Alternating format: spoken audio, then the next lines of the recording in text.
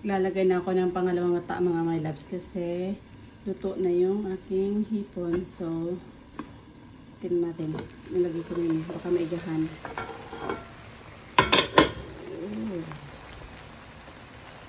Ito yung kakanggata. Lagay natin dyan para extra creamy. Extra creamy.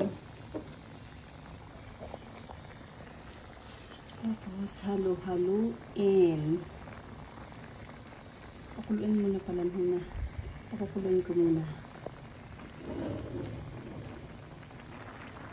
Ito kumulo na to, so pwede na ito siyang haluin. Haluin muna natin para hindi masunog yung ilalim.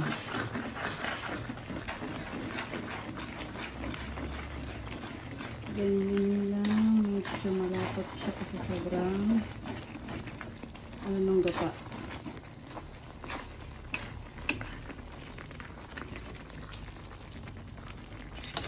Puro kasing gata niyo. Hinaluan ko naman ng konting init na tubig para lang mag-extract yung natira ang mga gata na sa dun sa niyog. Tsaka nagpapalapot din yung saluyot. Okay na kung timpla nito. Lulutuin ko lang yung gata niya. Saka yung suka. Nilagyan ko ng konting suka para hindi mapanis kasi alam niyo na pag niyog, pag may gata, medyo malapit tayo sa panisin. Para lang hindi siya agad-agad masisira.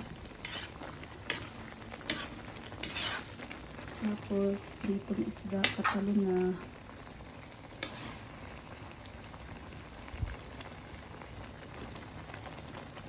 Isang kulo pa po.